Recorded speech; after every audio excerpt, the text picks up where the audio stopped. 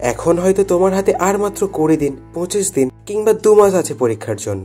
হয়তো তোমার মনে হচ্ছে এত কম সময়ে সিলেবাস শেষ করা অসম্ভব, কিন্তু আমি তোমাকে একটা কথা বলে দিই, অসম্ভব শুধু তাদের জন্য যারা শুরুই করে না।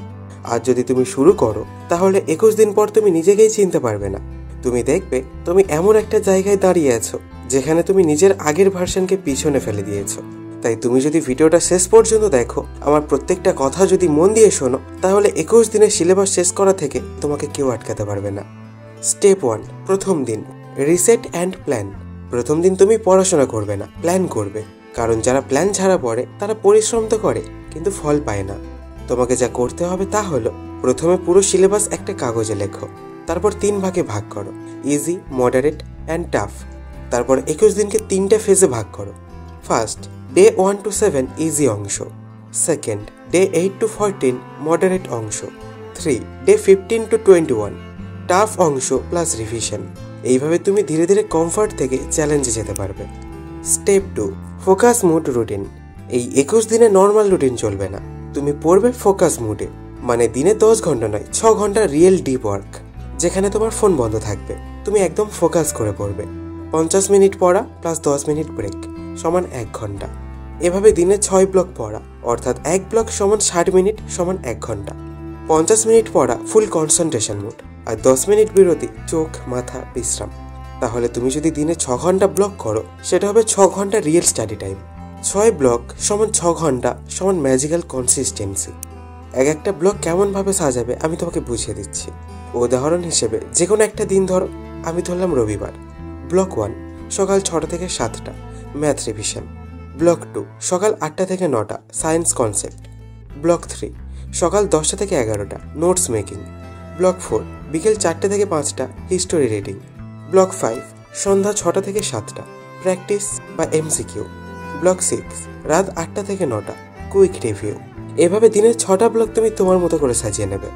Step 3, study formula, 3R method. এখন পড়ার টেকনিক বলছি, ভালো করে বুঝে নাও। 3R: 1, read; 2, recall; 3, revise. Read, প্রথমে মনোযোগ দিয়ে পড়ো, বুঝে পড়বে। রিকল, বই বন্ধ করে মনে করার চেষ্টা করো এই অংশে কি ছিল। রিভাইস, এখন ছোট নোট বানাও বা হাইলাইট করো। এইভাবে পড়লে প্রতিদিনের পড়া মাথায় গেঁথে যাবে, তখন তুমি শুধু পড়বে না, মনে রাখবে। Step 4, daily target system. প্রতিদিন সকালে একটা কাগজে লিখবে, আজ আমার টার্গেট, যেমন ম্যাথ 2টো চ্যাপ্টার শেষ করব, হিস্টোরি 1টা লেসন, সায়েন্স রিভিশন করব। তারপর দিন শেষে লিখবে তুমি যেটা করতে পেরেছো সেই টার্গেট থেকে। যেমন আজ আমি ম্যাথ 1 চ্যাপ্টার শেষ করেছি, আর হিস্ট্রি পড়েছি, আর রিভিশনও করেছি। এই একটি মাত্র অভ্যাস তোমার ডিসিপ্লিন তৈরি করবে। তুমি বুঝবে তুমি সত্যি কনসিস্টেন্ট হচ্ছ। Step 5, science of focus. একটা গবেষণায় দেখা গেছে আমাদের মস্তিষ্ক একটানা 40 থেকে 50 মিনিট মনোযোগ ধরে রাখতে পারে। তাই 50 মিনিট পড়া প্লাস 10 মিনিট ব্রেক, এই রুটিনটাই পারফেক্ট। তুমি যদি সকাল, দুপুর, রাত এইভাবে 2 ঘন্টা করে সেশন দাও, তাহলে দিনে 6 ঘন্টা রিয়েল কনসেন্ট্রেশন তৈরি হবে। 21 দিন শেষে সেটা হবে 126 ঘন্টা ডিপ স্টাডি। একটু ভাবো, এই সময়টা যদি তুমি পুরো মনোযোগ দিয়ে দাও, তাহলে কি অসম্ভব কিছু বাকি থাকবে? Step 6, night reflection ritual. রাতের শেষে 10 মিনিট সময় রাখো নিজের জন্য। নিজেকে একটা প্রশ্ন করো, আজ আমি সত্যিই নিজের সেরাটা দিয়েছি তো? যদি উত্তর না হয়, তাহলে কালকে আরো ভালো করো। এটাই আত্মনিয়ন্ত্রণের শুরু। স্টেপ 7, 21 দিনের মানসিক শক্তি তৈরি। প্রথম 3 দিন কষ্ট হবে, মন চাইলেও ফোকাস থাকবে না। 5ম দিনে বিরক্ত লাগবে, 7ম দিনে মনে হবে এটা সম্ভব না।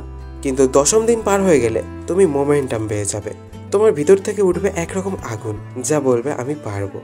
Day 15 to 21 revision marathon. শেষ 7 দিন পুরো রিভিশনের জন্য রাখো। একটা চার্ট বানাও। Day 15 to 17 easy part revise. Day 18 to 19 moderate revise. Day 20 to 21 tough revise plus mock test. এই সময় তোমার কাজ হবে নতুন কিছু না, পুরনো সবকিছু শক্ত করা। নিজে প্রশ্ন তৈরি করে নিজেই উত্তর দাও, সময় ধরে প্রশ্ন সমাধান করো। এটাই তোমার ফাইনাল প্র্যাকটিস ম্যাচ। তুমি ভাবছো 21 দিন খুব কম সময়। না দোস্ত, 21 দিনেই মানুষ অভ্যাস বদলায়, 21 দিনেই মানুষ দিক বদলায়, আর 21 দিনেই তুমি পুরো জীবন বদলাতে পারো। তুমি শুধু আজ থেকেই শুরু করো, কারণ শুরুটাই আসল ম্যাজিক। যদি এই 21 দিনের চ্যালেঞ্জ তুমি সত্যিই সিরিয়াসলি নাও, তাহলে তোমার সিলেবাস শুধু শেষ হবে না, তুমি নিজের মস্তিষ্কের শক্তিও বুঝে ফেলবে, এবং একদিন তুমি নিজেই বলবে আমি 21 দিনে অসম্ভবটাকে সম্ভব করেছিলাম। তুমি যদি শুরু করতে চাও তাহলে কমেন্টে অবশ্যই লিখে জানিও, আর তোমার বন্ধু বান্ধবীদের কাছে ভিডিওটা শেয়ারও করে দিও, তাহলে তাদেরও অনেক উপকার হবে। তো দেখা হচ্ছে পরের ভিডিওতে, তাই ভালো থেকো, সুস্থ থেকো, ধন্যবাদ।